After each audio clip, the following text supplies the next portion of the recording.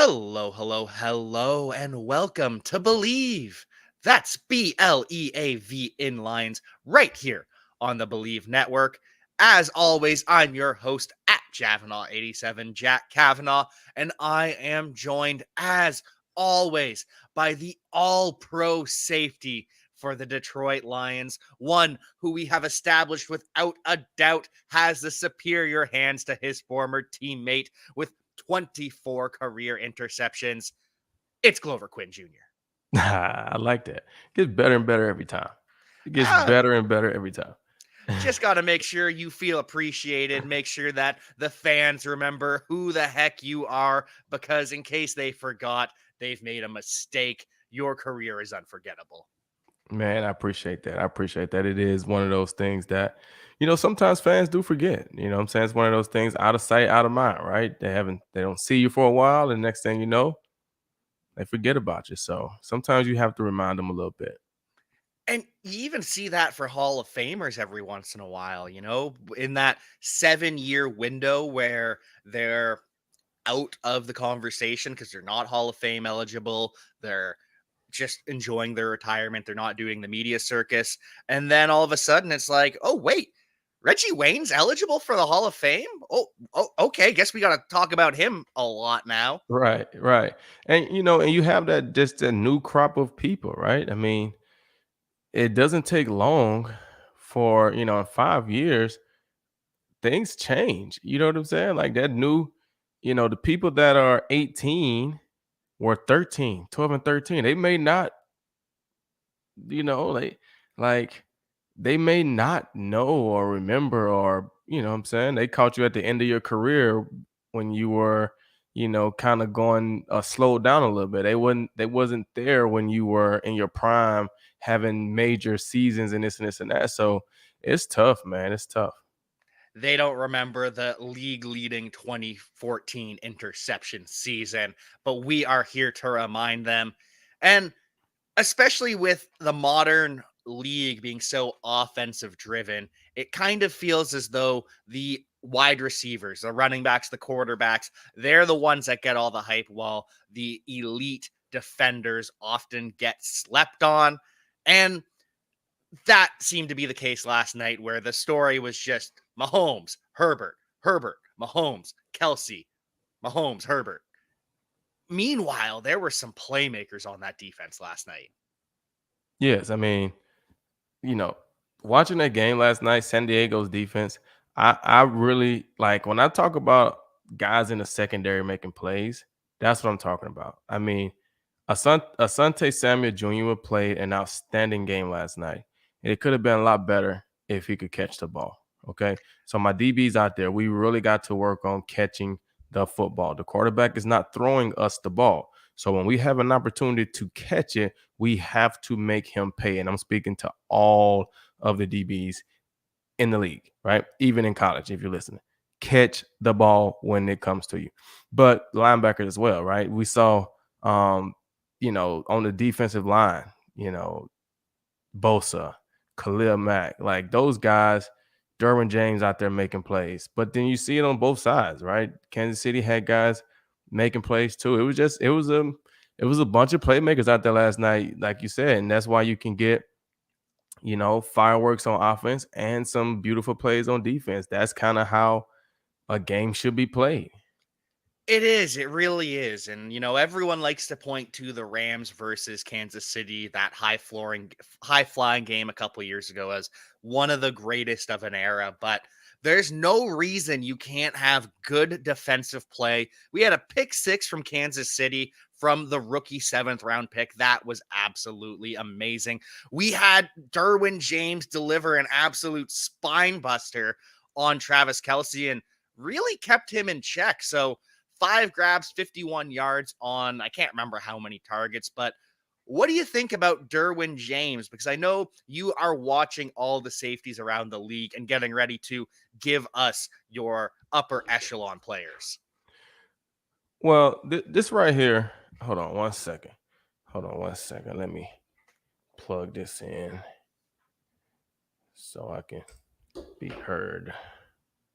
Okay, so this right here is what I have to say about Derwin James. I think he's an outstanding football player. I think we saw last night he has great ability, great tackling.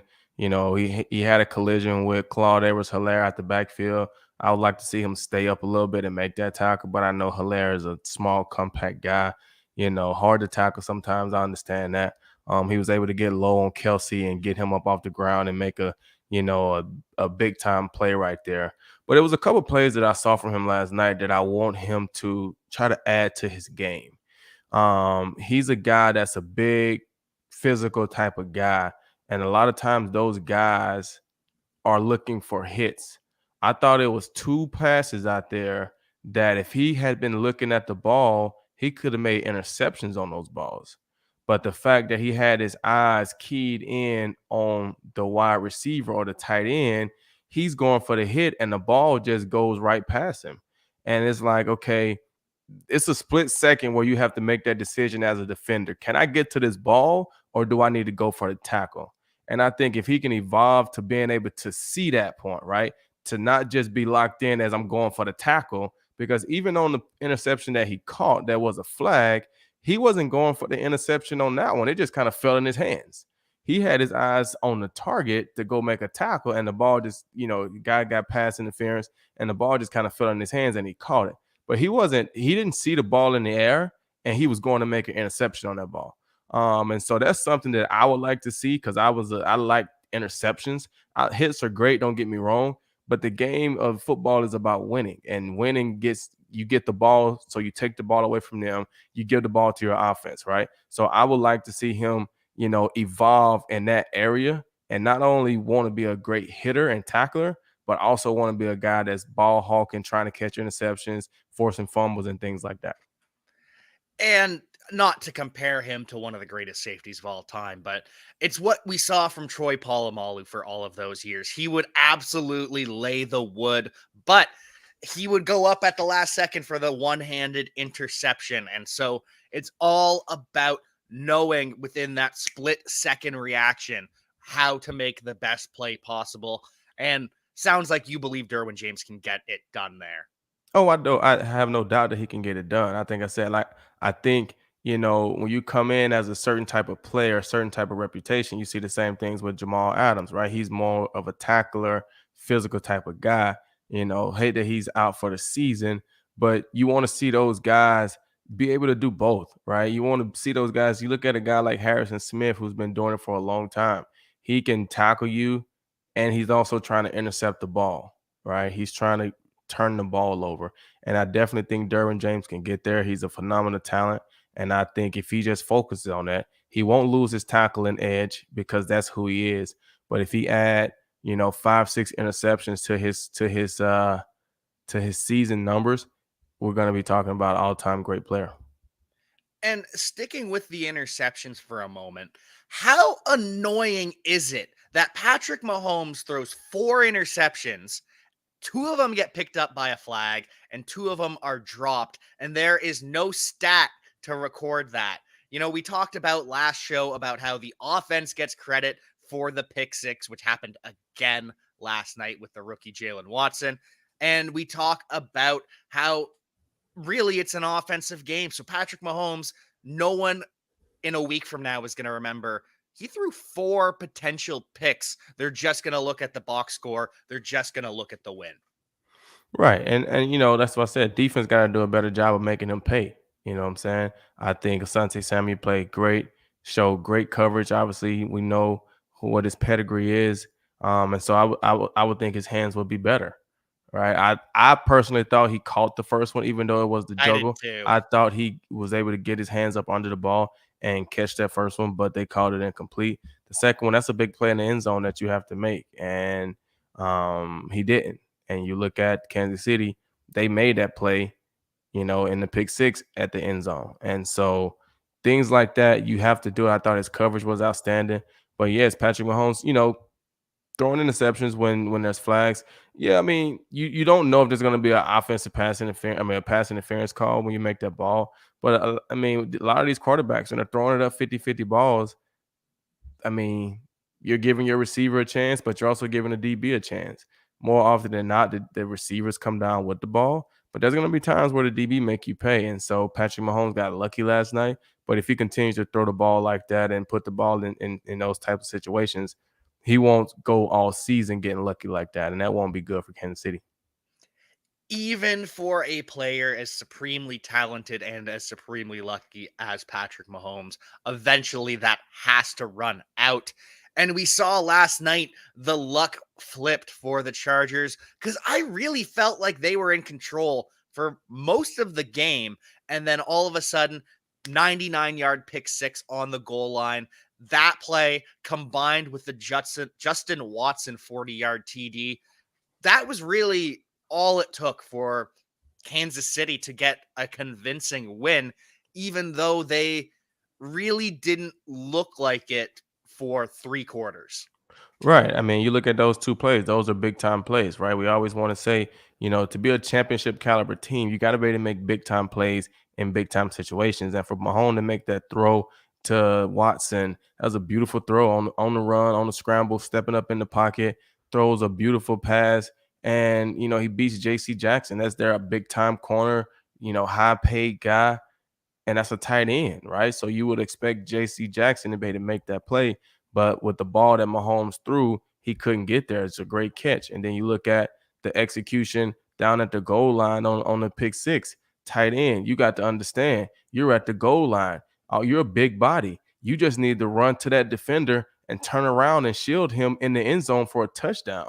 But when you're tired, like he was, and you start fading away, barely running a route because you're tired, and now you're fading towards the sideline, the quarterback expecting you to pin that guy and turn to the inside. You got a little cornerback that's playing outside leverage on you already.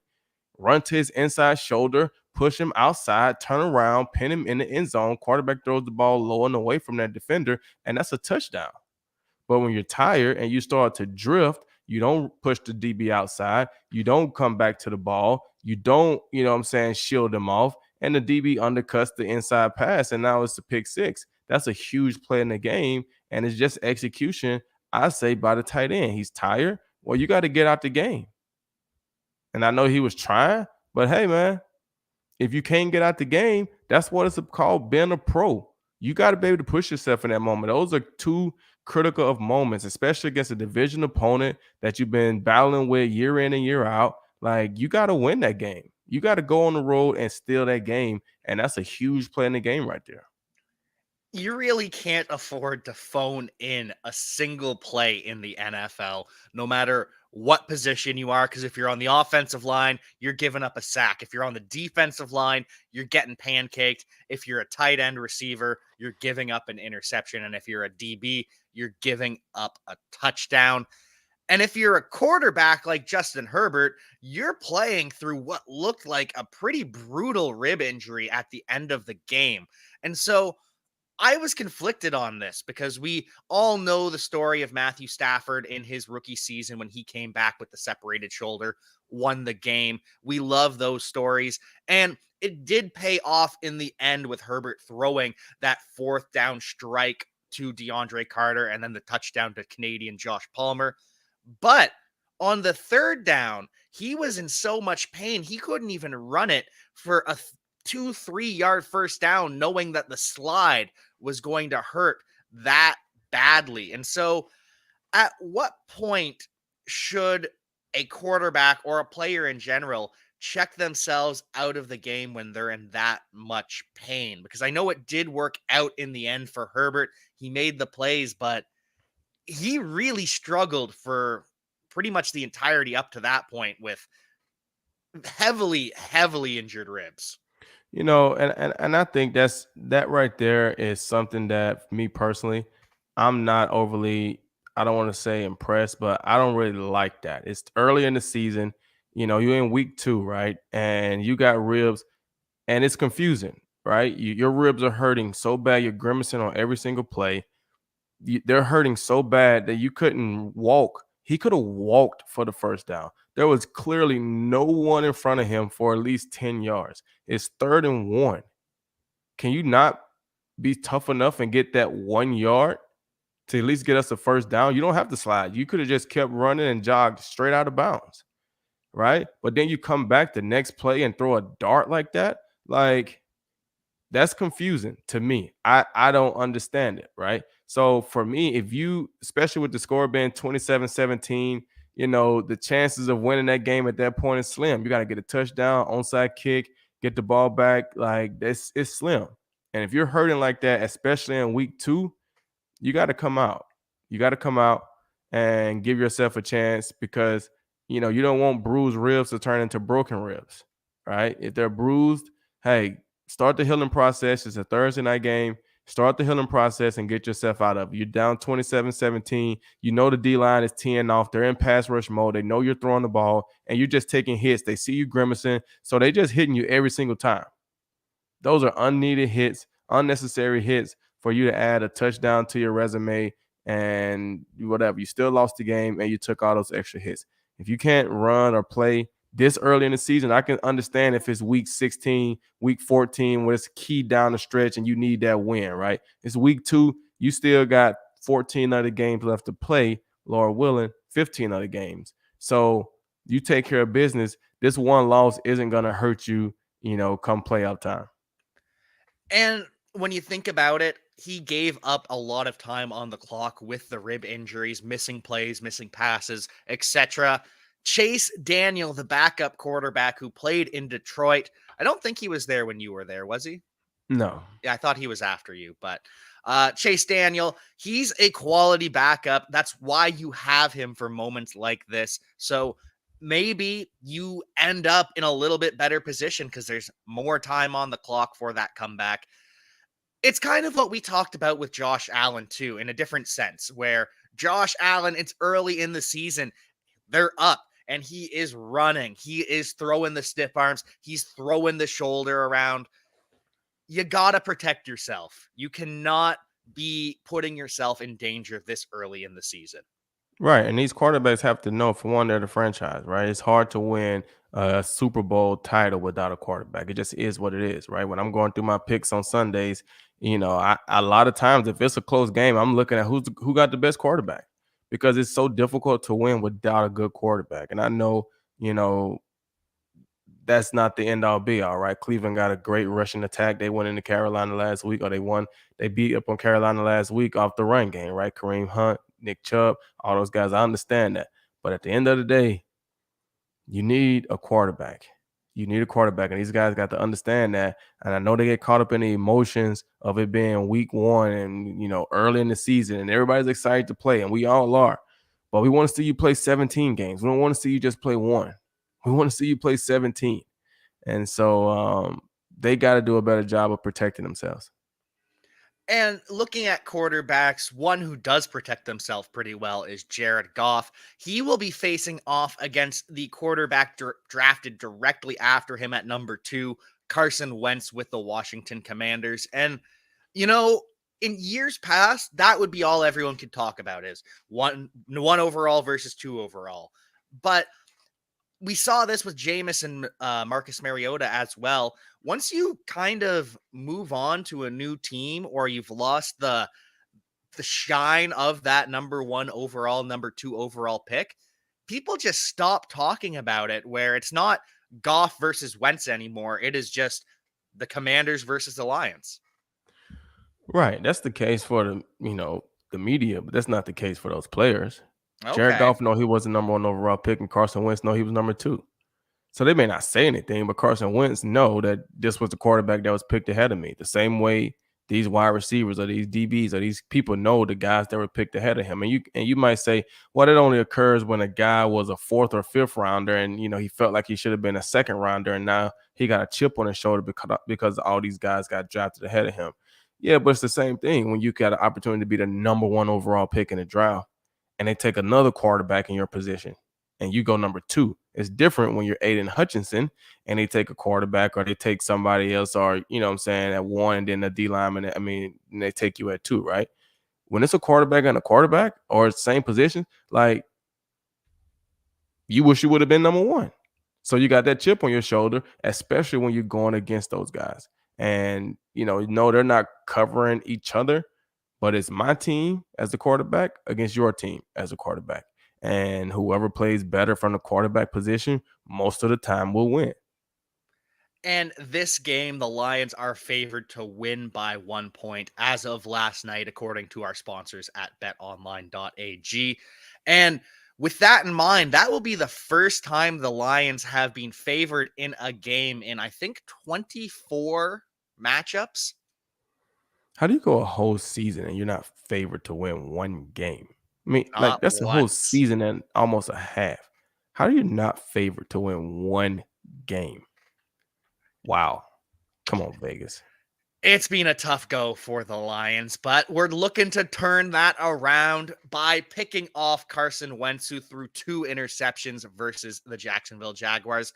But he also threw 4 touchdowns. He threw one to Terry McLaurin. He threw one to Curtis Samuel, who is now kind of operating in that Debo Samuel role, 4 carries, 8 catches.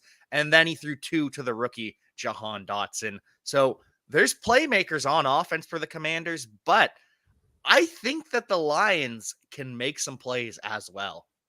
Yeah, I think they can. I think, last week, like we talked about, right? AJ Brown made some plays on us. I understand that.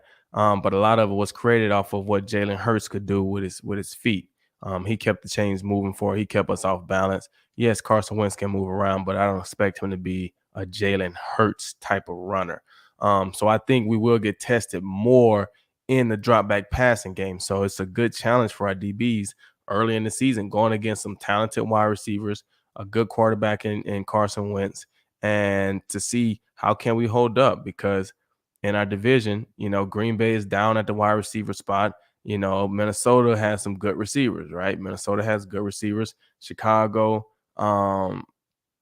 we can cover those guys, right? So if we can show early in the season that teams that got good receivers, we got DBs, we got playmakers, and we can match up, that's only going to help them later on when they challenging those guys, and then the D line get going, and it's going to make the defense better. So I'm excited to see this matchup with the wide receivers from Washington and the DBs from Detroit.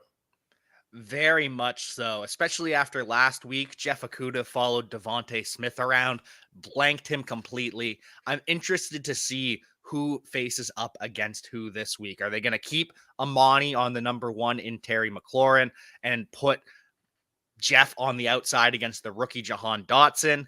Will they move him around with Curtis Samuel in the slot? There is a lot of fun to be had in this matchup, just watching who covers who and watching the Commanders in general, because Ron Rivera, head coach, he was the head coach of Jonathan Stewart, the running back for the Carolina Panthers, who we face in fantasy this week.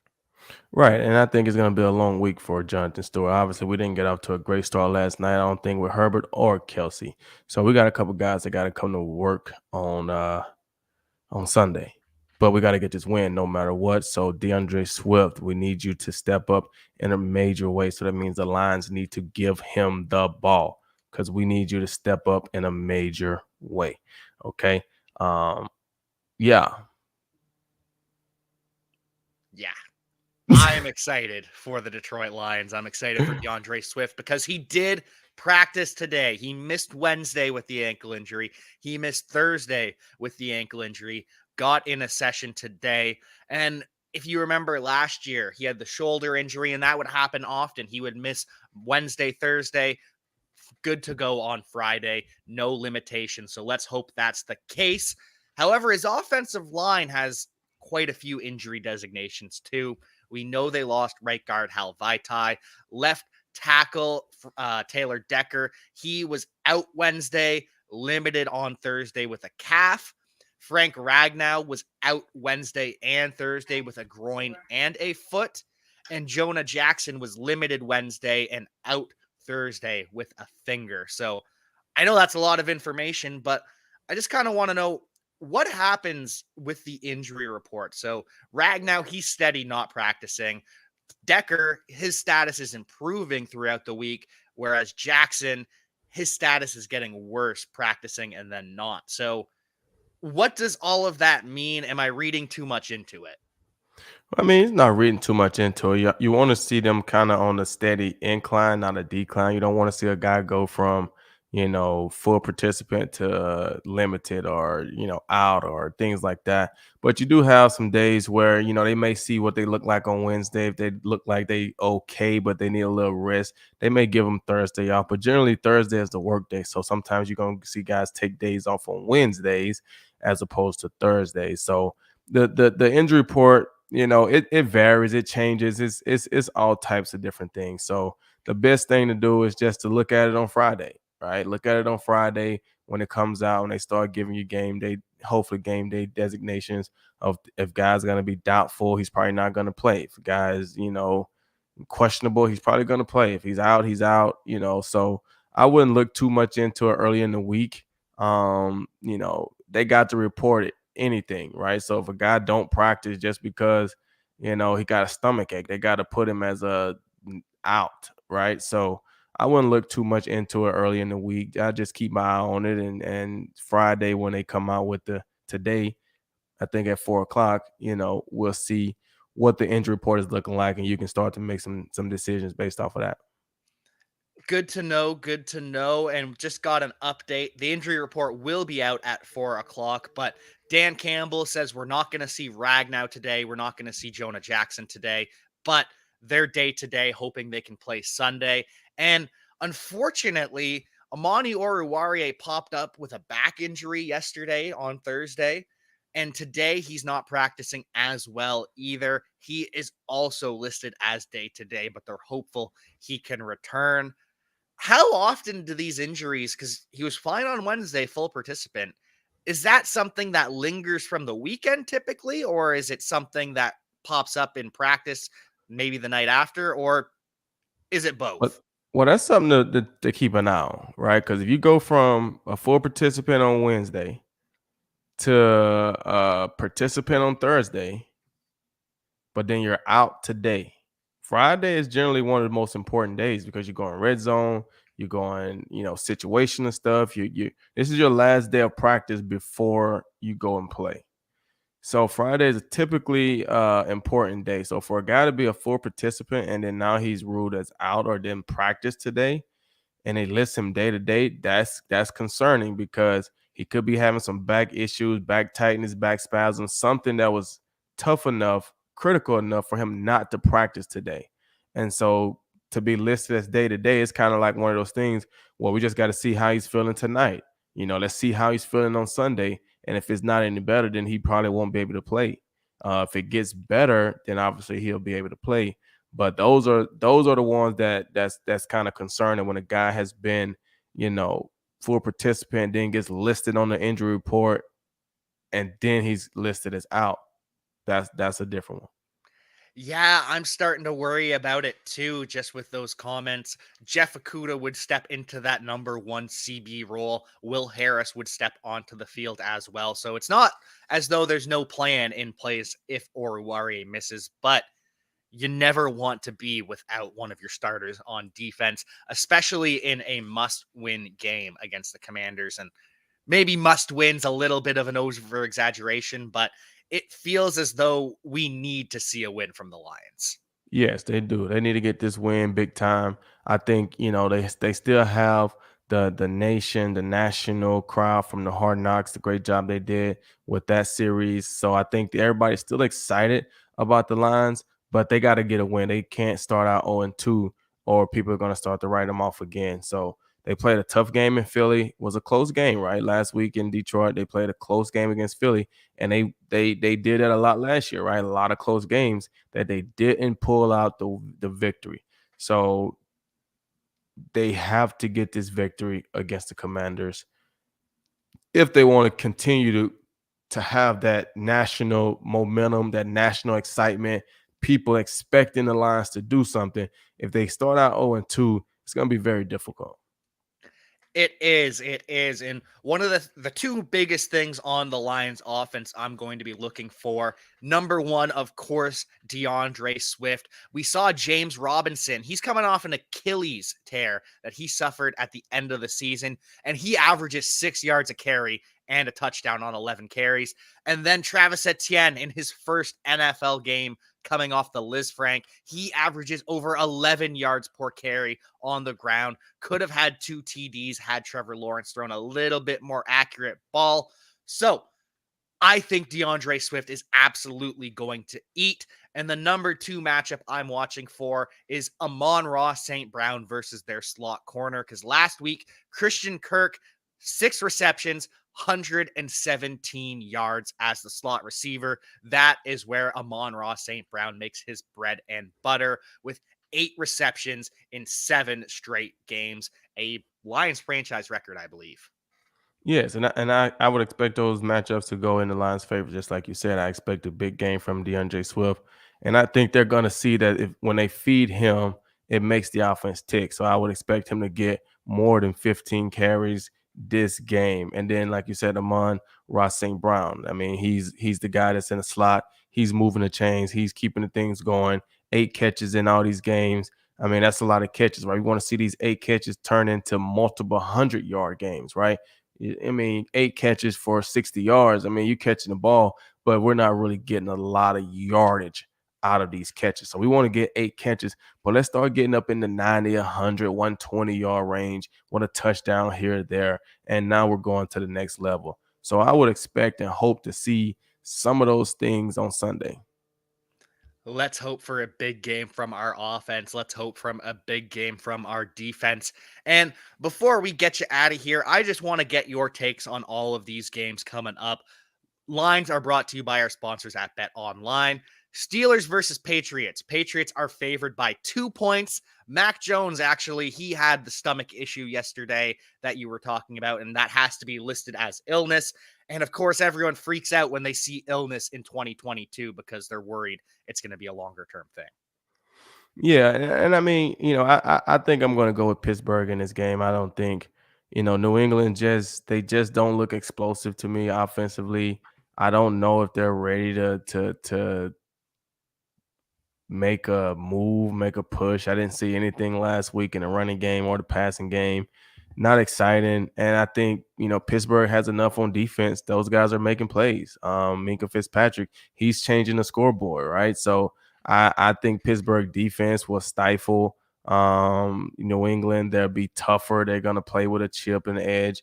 And long as Mitchell Trubisky don't lose the game for those guys, I think they'll be fine. Najee Harris is back practicing, so hopefully he don't have any limitations with his foot. Yes, you're going to be without TJ Watt, but I think they have enough veterans, enough guys on that defense in Pittsburgh that they can go and get a win against New England. So I'm going with Pittsburgh in that one. I'm not impressed with New England right now. And, they'll be starting out 0-2, which is not good for New England. It is not good at all. The media is going to be all over Bill Belichick. And the New York media is all about this Giants team. Seeing Brian Dable, just the energy that he brought, different from Joe Judge, different from Tom Coughlin, different from Ben McAdoo. Giants favored by 2 at home versus the Panthers. Yeah, I mean, I think they should get a win. If they play the way they played last week, Saquon Barkley stay effective like he was last week. I think they could beat the Panthers. We saw the run game big in Cleveland last week against the Panthers. I don't think the Panthers have enough to beat the Giants, so I'm going to ride with the Giants on that one. Hopefully, they can stay with that same momentum, continue to get Saquon Barkley the ball, and I don't want to say it's going to be an easy game, but I think they'll do enough to beat the Panthers. That was really beautiful to see last week. A healthy Saquon Barkley is just Yes. good for football. He is It's just great phenomenal. when the stars are healthy and they can play. I mean, all these guys in the NFL are great, but the stars they're great, man. They're great players to watch play. And you just love it when they're healthy and they can go out and perform. And when we all love it when the good guys play good, you know, those are the best games. Last night, when the good players are playing well, you're gonna have some good offensive plays, you're gonna have some good defensive plays, and it's just gonna be a great game to watch. That's what you want to see. You want to see the good players healthy and playing good. So hopefully Saquon can stay healthy, stay on the field, and continue to play well and get the fans what they want to see. Love that from Saquon. Love that for all the players in the NFL. Unfortunately, the Jets will be without their starting quarterback, Zach Wilson. Instead, they will have Joe Flacco once again, as the Browns are favored by 3.5 at home. Yeah, I got to go with the Browns in that one. I mean, you saw what they did last week, with the run game. They leaned in on those guys. So I would expect that to continue. And like I've always said, as long as Jacoby Brissett don't lose the game for those guys, I think they can do enough offensively, and I think they got enough defensively to beat the Jets. Last year, Carson Wentz lost the game for the Colts against the Jaguars. This year, they've got Matt Ryan. Colts favored by 4 in Jacksonville. Yeah, I'm going with Colts in that one. Like I said, I think last week I expected more from the Colts, bringing over Matt Ryan, hopefully solidifying that offense with the running back they have and the defense that they have, and them looking like the favorites in the AFC South. But they didn't play that way last week. They came to Houston, ended in a tie. Definitely wasn't expecting that. That was obviously, to me, that was a win for the Houston Texans. But I think they'll come out this week and play better. I think they'll play better. They'll get in the groove a little bit better, and I think they'll do enough to beat Jacksonville. But Jacksonville does look better. They look, like they could be more competitive. Trevor Lawrence in his second year. It's going to take them a little time. I think they can make it competitive. They got some good players, but I think Indy will sneak out of there with the win. I think you hit the nail on the head there. Jacksonville is a year away from being a year away still, but they're going to compete. You like that one, eh? A year away from being a year away. That's a good one. I like Yeah. that. Team that thinks they are here right now. Baltimore Ravens host the Miami Dolphins. Ravens are favored by 3.5 over Tua Tagovailoa. That's going to be a good game. That's going to be a good game because I thought both of those teams looked pretty good on Sunday. I thought the Miami defense flew around and made plays, and obviously you got Tyreek Hill and Tua, and Jalen Water catching that slant and showing some real explosive speed to take it the distance last week. So I like what Miami is doing. I like the energy that they're playing with, but you can't discredit Baltimore as well, right? Lamar Jackson having a big game, big pass last week for a touchdown. Their defense is always going to be a good defense, tough, physical, making plays. So that's going to be a good game. That's going to be a good game. It'll be a good battle. I don't know exactly who I got right now on that one. I don't know. Who's the home team? Ravens are at home. Ravens are at home. I don't know. That's going to be a good game. That's one of those games when you're making your picks, you sitting there, you're wondering, I don't know. Um, I'm probably going to go with Miami. Ooh. Um, But that's gonna be a good game. It is. And one of the things Lamar Jackson has talked about is last year against the Dolphins, they loved to run that all out blitz. They love to bring 6, 7, 8 defenders against Lamar, make him make a quick decision. And so that is one of the things Lamar says he's been working on all offseason through training camp, how to beat those all out blitzes. So I'm excited to see how that works out. And I'm excited to see the Buccaneers at the Saints. Buccaneers are favored by 2.5, but we know for whatever reason, Tom Brady has struggled against the Saints since joining Tampa Bay. Right, and that's just kind of how it is, right? You have some of those teams that you always play well against, right? You have some teams that you always struggle against, just regardless of who's in there, quarterback, whatever, doesn't matter. You just seem to struggle against that team, and that team for Tom Brady is the New Orleans Saints. So New Orleans Saints having Mike Thomas back, catching a couple touchdowns last week, the defense that they have, Tampa. Being without Chris Godwin, I like Julio. I like Mike Evans. I like Leonard Fournette. But Tom struggles against those guys. Tampa's defense played really well last weekend. Those linebackers that they have, Levante David, Devin White, I think that's his name. Like those guys played phenomenal last week. They've been playing well for a few years now. Got guys in the secondary that can make plays. That's gonna be another good game. That's one of those games. Where are they playing at home? Who's at home? The Saints are at home. They're That's underdogs at home. that's gonna be a good game. I'm gonna probably go with the Saints. I'm probably gonna go with the Saints in that one. I totally get that. Tom Brady, for whatever reason, not even just with Drew Brees, it was with Jameis too. Tom Brady against the Saints is a weird matchup. Brings us to the 4 o'clock slate. Starts with Seahawks at 49ers, and the Niners are 8.5 point favorites at home. That's a big favorite, That coming off is. coming off of what the 49ers showed last week and what Seattle showed last week. I mean, I think we saw that Seattle's defense can do enough to keep them in the game. So to say that the 49ers offense is gonna be that explosive to beat them by 8 points, that's a big, big favorite. Is George Kittle playing? He is day to day. It's going to be a game time decision. Okay, so he does make their offense better. But we had conditions last week in Chicago. I would need to see something more from San Francisco. I saw enough from Seattle to feel like, hey, you know what? They got a solid defense. They're gonna struggle. Well, I'm gonna say they're gonna struggle, but they're gonna be without Jamal Adams this week, right? So they're gonna lose a Pro Bowl, all pro type player in Jamal Adams, right? But I think they showed enough last week that they can play tough on defense, and they got enough playmakers on offense with DK Metcalf, Tyler Lockett, Geno making a throw whenever he needs to make it. Long as he don't lose the game, I think I might have to go with Seattle to win that one. And that's the thing is the spreads in the afternoon slate on Sunday are so wide because we got the Rams hosting the Falcons too. Rams are favored by 10 points coming off that loss to the Bills.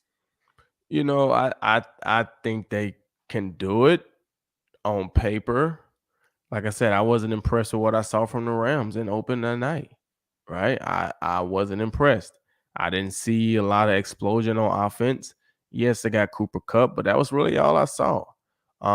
So I think they're gonna make an asserted effort to get Allen Robinson involved in the game plan early, get him some targets. I think the Rams will win the game, but to say they're gonna beat them by 10 points, this is the NFL. I don't know. The Falcons looked sneaky last week The too. Falcons didn't look as bad as people probably expected them to look. So I mean, if I'm picking off the spread, I'm probably got to go with Atlanta. If I'm picking straight up, I'm probably going to go with the Rams just because. But it's not like the Rams have shown me that they're going to absolute beat the Falcons. And the second 10-point spread is another team that disappointed in week one. Broncos hosting the Texans. People must love this rebound narrative for the Rams and the Broncos. 10 points against the Texans, who tied the Colts, though. That seems like a lot. Yeah, I mean, I don't know where they're getting these spreads from. I do think Denver will win the game. I think they're gonna, put more on Russ, right? They're gonna come out of that game saying, "Hey, man, we paid this guy all this money. Like, let's give him an opportunity to win the game, right? Let's give him a chance to do something. We're gonna put more on Russ." I think the Texans, coming out and getting a tie against the Colts probably woke a lot of people up. Like, okay, well, we can't automatically count this Texans game as a win. So we got to go in and play football. But I don't think the Texans will do enough to win against Denver. I think Denver gets that win and get to 1-1. Bengals looking to get to 1-1 too. They face the Cowboys without Dak Prescott. Cowboys are at home, but Bengals are favored by a touchdown. Yeah, I mean that's where you should have the 10-point favorite right there, right? They didn't look great on defense last week, and then they didn't score any points last week. They were the only team in the NFL, I think, that didn't score a touchdown in week one. And now you take away the quarterback. I don't expect them to score this week. The only way they may score is if they just lean heavily on Zeke, which would be good for our fantasy team. But at the end of the day, I don't think they have enough to beat Cincinnati. So I got to go Cincinnati with that one. Final game of the 4 o'clock slate. We've got the Cardinals at the Raiders. Raiders are 5.5 point favorites at home. Yeah, I mean, I think they'd do that. The Cardinals didn't show anything last week against Kansas City. They came on late in the game, but that game was over with early. Kansas City did whatever they want against their defense. They got to get something fixed over there in Arizona. So I don't know if they'll be able to slow down Devontae Adams and David Carr. I mean Derek Carr. Um, I'm going with Oakland or Las Vegas, the Raiders in that game. I don't think Arizona, and they're struggling offensively. No D Hop early in the season. They're struggling offensively. So I got to go with the Raiders in that one. And reading about the Cardinals defense, it's starting to sound like many of the miscommunications on defense, there's people not lined up in the right spots. Sounds like they really missed Jordan Hicks, the linebacker and captain last year, who went to the Minnesota Vikings. And replacing leadership is always hard.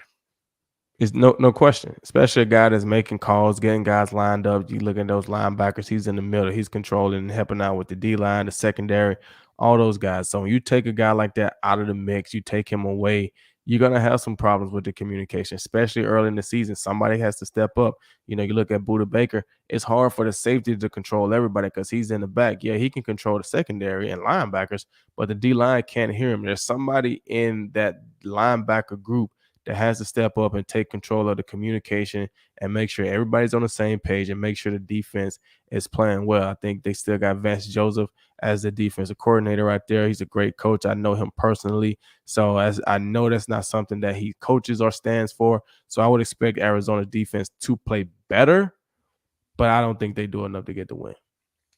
I don't think they have the horses at cornerback to slow down Devontae Adams. Right. And I'm wondering if the Bears have the horses to hang with the Green Bay Packers on Sunday night.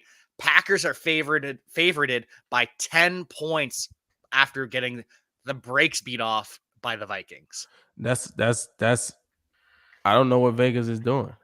Like, I'm hoping that the Packers can score 10 points, let alone win by 10 points, right? I mean, you look at their offense last week, they looked awful.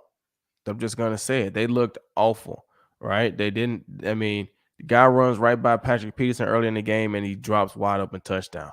Like, you know, when the media and everybody's making a big deal out of it, Aaron's talking about it, it only puts more pressure on those wide receivers. And they start to think about it more and more and more. So we're going to continue to see drops. We're just going to see it. Those guys are young, inexperienced wide receivers. You know, their veteran guys got to step up. Randall Cobb has to do more. Sammy Watkins has to do more. But those guys are older. Randall Cobb is harder to get separation in the slot when you're slowing down and these guys are speeding up, right? They're getting younger, you're getting older. So it's harder for him to get separation and be explosive. Same thing with Sammy Watkins out there on the edge. It's tough going against these young, explosive corners, and you're out there on the edge as an older person. So they got to do a little bit more. I don't know who I want to pick in that game because you want to trust Aaron Rodgers. You want to trust what they can do and what they've done and shown over these years. And you just don't really know what Chicago can do. Like I said, we saw them in the dirty, nasty game last week, and they were down 10-0, right? And they started making a couple plays, and the run game came through. And, that's their type of, environment that Chicago has, loved to play in, dirty, nasty. But if they're playing not in that, do they have enough to keep up with Green Bay? But Green Bay don't have. I'm torn. Can they So I both might just I might lose? just have And to go with the quarterback and go with Aaron Rodgers. I get that. I'd prefer if they just both lost, put the Lions in a better position. I know it's a tie, but if we can just get a L in the column for both of them, I'd be happy with that. No question. Then we come to Monday, and we are blessed with two Monday night football games. First, we have the Titans at the Bills. Bills are favored by 10. And then we have Vikings at Eagles, where the Vikings are favored by 2. Or no, sorry, Eagles are favored by 2, I think, Eagles favored by 2 over the Vikings. at I home. like that. I liked what I saw from the Eagles last week. I think, and Devontae Smith didn't have a catch, right? So I think he's going to wake up this week. He's a big time player. You still got Jalen Hurts. You still got those running backs that have 4 different guys score a touchdown, right? So they got a stable of running backs. And then you got A.J. Brown, to get the tight end involved. I think Philly does, and their defense is tough. I think Philly has enough to beat Minnesota. Although Minnesota played well last week, but like I said, they played against Green Bay. Like Justin Jefferson put on the show, obviously, with 9 catches, 180 some yards, a couple touchdowns. He put on the show. I can't sit here and say that they're going to allow him to do that this next week. So somebody else is going to have to step up. And I don't know who that's going to be. So I'm going to go with Philadelphia because, I know Slay probably going to be on Justin Jefferson or some form of fashion. Even with Bradbury on the other side, they got corners that can match up with Justin Jefferson and slow him down. At least he's probably still going to make some big plays. He's an incredible wide receiver, but I'm going to have to go with Philly in this one. I get that. You got to root for your boy Darius Slay. We got to hope that he can shut down Justin Jefferson, maybe give the Lions the key on how to slow him down. Before we get you out of here, back to Lions versus Commanders for a second. I just want to know, in your extensive career, did you have any big memories against the Commanders or whatever they were called during your time? Yeah, I remember back when I was younger playing with the Texans, and I can't remember if it was my second year, one of those years. We go to Washington and we're playing, and you get the iconic picture, the iconic play from the great Andre Johnson. We're losing or we're down in the fourth quarter. Matt Schaub rolls out to the right. He's probably on about the 40-yard line. That's the last play of the game. I think it was. Matt Schaub rolls out to the right. We had Andre Johnson on the left-hand side. We had trips to the right. We had one guy backside, Andre. We roll out to the right like we're doing Hail Mary. Schaub throws the ball all the way back to the left. And Andre Johnson goes up over Chris Doughty or Reed Doughty, one of those safeties that they had back in the years in Washington. And he makes an incredible catch. And then he spikes the ball. And someone took a photo and he was kind of in the same pose and posture as Muhammad Ali was when he knocked somebody out. It's an iconic picture. That was a great moment.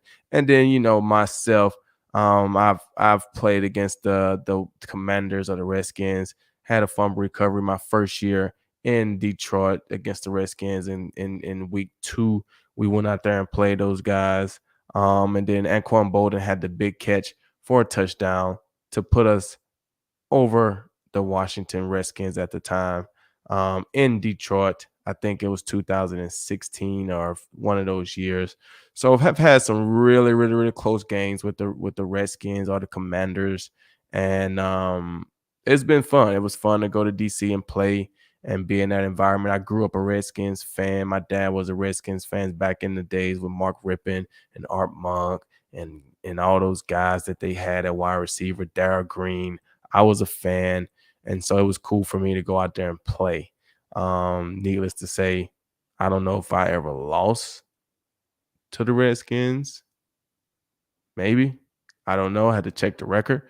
But the Redskins are fun. So hopefully the Lions can continue that tradition of beating the Commanders, no longer the Redskins, and they can get the win on Sunday.